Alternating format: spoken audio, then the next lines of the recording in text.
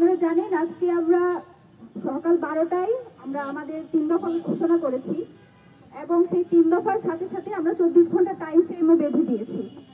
গত 11 দিন যাবত আমরা এখান থেকে সেখানে দৌড়ে বেড়াচ্ছি। আমাদের এমন ক্রাইসিস, আমার ভাই কবরে শুয়ে আছে আর আমাকে চিন্তা করতে হচ্ছে যাতে এই সরকারের কোনোভাবে কোনো ধরনের অস্থিতিশীল কোনো পরিস্থিতির মধ্যে পড়তে না হয়। আমার কিসের এত ঠেকা পড়ছে যে এই সরকার আমার বাঁচায় রাখতে হবে যখন আমার ভাই কবরে? আমার কিসের এত ঠেকা পড়ছে যে কোথায় কি স্যাবোটেজ হবে সেটার দায় সরকার নেবে না বলে আমাকে জনগণকে শান্ত রাখতে হবে?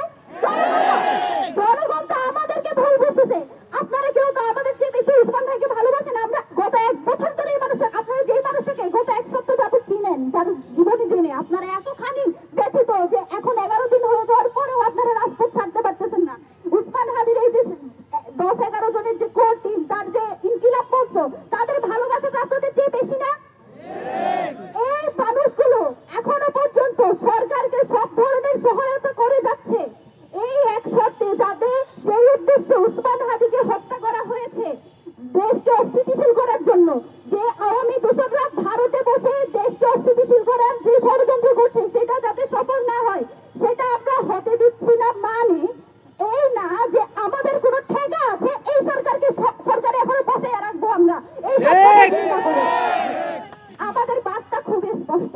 আমরা এই যে বলি পদত্যাগ চাই, নামাবো, এসব আমরা শুধুমাত্র বলার জন্য বলি না। আমরা এখনো পর্যন্ত আপনাদেরকে সুযোগ দিচ্ছি শুধুমাত্র এই চিন্তা করে যাতে দেশ অস্থিতিশীল না হয়, নির্বাচন না হয়। যদি আমার ভাইয়ের বিচার না হয়, আমার কিসের ঠেকা এই সরকারকে? যে সরকার বিচার করতে পারে না সে নির্বাচন করবে, এটার কিসের বিশ্বাস?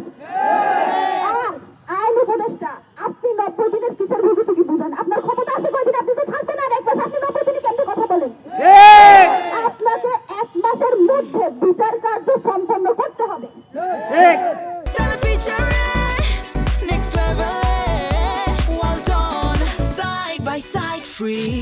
একই সাথে যে খুনিরা শুধুমাত্র সুতার ফয়সাল, সে একেবারে শেষ গুটি, যে শেষ কার্য ঘটিয়েছে এই ঘটনায় স্পষ্টত রাষ্ট্রের একটা অংশ যারা এখনো পর্যন্ত ভারত এবং আওয়ামী লীগের পারপাস সার্ভ করে তারা এই কাজ ঘটিয়েছে। তাদেরকে যত দ্রুত সম্ভব, এই যে মিলিটারি ইন্টেলিজেন্স, তাদের কাছে সব তথ্য ছিল আমার ভাইকে কারা খুন করবে, তারা কিভাবে ছাড়া পেয়েছে, তারা যে ইনকিলাব কালচারাল সেন্টারে আসছে, সব তথ্য তাদের কাছে ছিল। তারপরে তারা এই কাণ্ড ঘটতে দিয়েছে। তার দায় তাদেরকে নিয়ে এখনো পর্যন্ত যে আওয়ামী দূষণরা এই সব কার্য ঘটাচ্ছে তাদেরকে অতি দ্রুত গ্রেফতার করতে হবে। এই ব্যাপারে কোনো সুশীলতা মানি না। আমরা এখনো পর্যন্ত স্থির আছি। বাংলাদেশের জনগণ মুখিয়ে আছে কখন ইনকিলাব মঞ্চ ঘোষণা দিবে এবং তারা রাজপথে নেমে এসে যা পারে তাই করবে। আমরা সেটা হতে দিচ্ছি না। তার মানে এই না যে আমরা শেষ পর্যন্ত দেখে যাবো যে আপনারা কি করেন।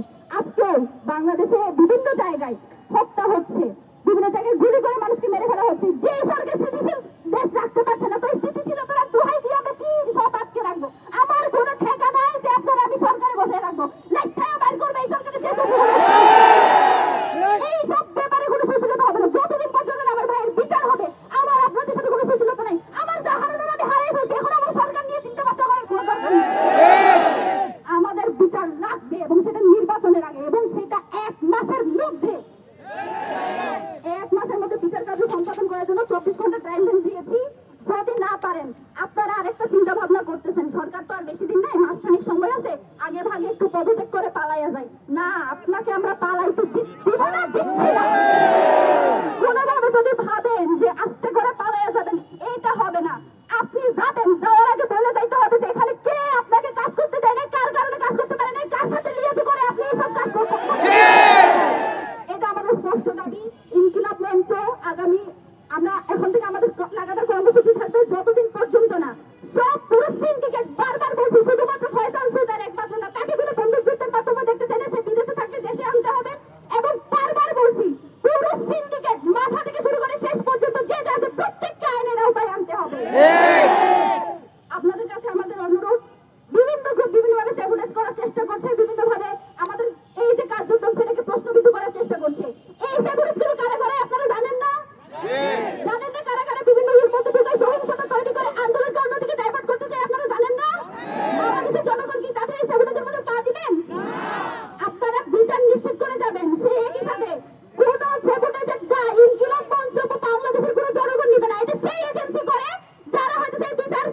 দিতে চায় না, যারা হচ্ছে এই বাংলার জমিনকে অস্থিতিশীল করতে চায়, বাংলার স্বাধীনতা সার্বভৌমত্বকে দিল্লির কাছে বর্গা দিতে চায়। আমরা তাদের সেবটাকে কোনো পা দিব না। একই সাথে রাজপথও আমরা ছাড়বো না। আমরা আমার ভাইয়ের বিচার নিয়ে তারপর রাজপথ ছাড়বো। ইনকিলাব জিন্দাবাদ, বাংলাদেশ জিন্দাবাদ।